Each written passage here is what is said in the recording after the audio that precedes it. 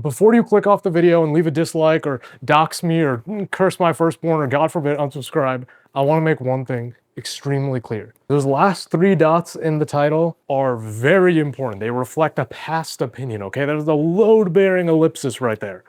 Pause. But I used to dislike Ocarina of Time. Hate might be a little bit of a strong word, but it's better for YouTube SEO, so I'm going to use it. But Ocarina of Time was one of those games that was like widely critically acclaimed. You know, Ocarina has been considered for decades to be like one of, if not the greatest game ever made. And when I played it, I thought it was kind of mid. I thought there were some parts that were a little obtuse. I wasn't fully jiving with it. And so I used to just not really hold this game in high regard. I used to think it was like, yeah, it was like, it's good. It's like a 7 out of 10, but like I wouldn't ever replay it again.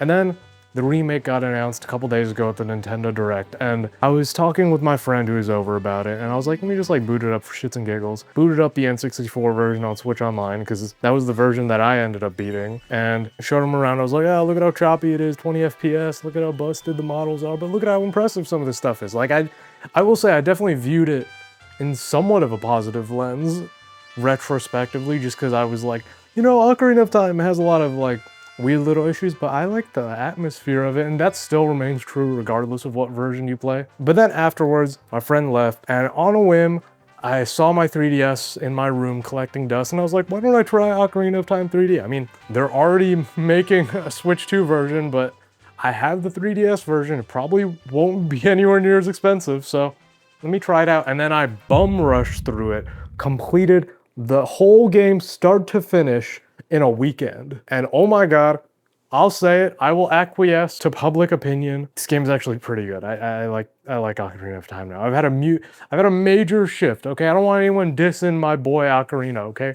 We've had some beef in the past, but we're cool now. And so I want to talk about why. What made me go from borderline hating the game, again, hate is probably a strong word, but sounds nicer, oddly. Borderline hating the game to loving it and honestly being down for a replay. Like, I'm now so much more excited for the eventual Switch 2 remake. But before I even talk about like all the pros, I want to talk about some of the cons that still remain or would probably stop like a newcomer from getting into the game, because I do think they exist. For one thing, the N64 version is the most widely available one, and it is not the best version of the game. I will be so upfront about that. The 3DS version is not only a better looking remake, it plays astonishingly better. 30 FPS, which I know doesn't sound like a crazy deal, but considering the N64 game is at 20, it feels so much smoother on 3DS. Plays so much better because you've got a dual screen that can show you the map, all your items, your rupee count, and it makes for just a much more immediate and quick experience. There are nowhere near as many like hurdles to step across in order to have fun with the game. And it makes some of those like more taxing bits like the water temple way more easy to stomach. And the other thing is that the game follows sort of an older design principle of Nintendo's. I'm gonna call it lock and key design. There are 2 schools of thought, I guess, when it comes to Zelda design. Lock and key design and open design. Open design is like Tears of the Kingdom, Breath of the Wild, Echoes of Wisdom, even Linked Between Worlds to some extent, that allow you to tackle obstacles in like whatever order you want, like in a lot of different varied ways. And then there's the lock and key design games like Ocarina, Twilight Princess, Skyward Sword, Wind Waker. And while I definitely was like raised on the open games, you know, I've made a video, actually my first like real gaming video about this in this room, was about my experiences playing Breath of the Wild and how that taught me so many like gaming principles that like other games had kind of like slowly implanted in my mind, like Minecraft and stuff. But Ocarina doesn't really operate on that same wavelength. It has the illusion of openness, the illusion of like this massive world you can explore, but it is kind of a lie. Like it's an impressive lie considering the time, and I understand why it was that way, because the N64 did not have a crazy amount of storage so you could make like an open world game. Like, all of it makes sense, and it actually does still work pretty well, but there's definitely like an extremely linear order of things to do. And that's why I call it lock and key design, because for every lock that bars your progress, there's a key. And you know, in some cases that can be like an actual key and an actual lock. They exist in Zelda. But a lot of the time, when you're outside of the dungeons, when it's all like restricted in one space and you can kind of like parse through, the lock and key design finds itself in the open or semi-open world exploration. And that feels a little more busted. It's definitely like the biggest hurdle to jump across when trying to get into Ocarina nowadays. There are times in which the logic of the game, I think, is sound. Perfect example would be when you're going to the Death Mountain, you're going to Goron City, and you talk to a Goron, and they're like, Yo, Darunia, our like head honcho, he's not really looking to talk to outsiders right now, but he really likes this sick-ass beat that he's heard from the forest people. And then you're like, oh, okay, well, hold on, I know the forest people, and there's a fast travel point pretty close between, so I'm gonna hop back there, talk to Saria, she'll teach me the Lost Woods song. Cool, you run back, play it for Darunia, and he's like, holy fuck, that shit bangs. Oh my god, I'll help you, of course, bro. Can you bring some more bangers like that next week? Like, that to me makes sense. It computes in my brain. But then you have an example like the ice caverns in Zora's Domain. Now, I don't know if this is just my own stupidity. I will preface it with the fact that I am an idiot, but you're in the ice cavern, and you see that there's these like blue flame and a red ice block. And clearly, you're supposed to take the blue flame and use it to melt the red ice blocks. I understood that. That's basic Zelda 101. But how you get the blue flame over, I thought it was just gonna be something like shooting an arrow through it, because that's something that the game's taught you before. It's classic Zelda, but that didn't work. So I was like, okay, weird. What if I try hitting it with every single item I have in the game? Didn't work. Again, weird. So now I'm like, do I have to like wait it out or something? Maybe I should try the arrow thing again. I don't really know what to do. Okay, I'm gonna Google it. I have to Google it. Type around, and I find out that what you're supposed to do is take your bottle and then bottle up the fire, the active live fire, and then you pour it on the red ice. And that to me makes no goddamn sense. It has never made sense, even on the recent playthrough, when I knew what I was doing, and when I clocked that Navi says like, oh, you're gonna need to use something to burn the ice or whatever. It don't compute, okay? And there's plenty of examples in Ocarina where shit just doesn't really compute. Now, to be fair, in the original, that is an actual problem. Like, if you're stuck, you are stuck.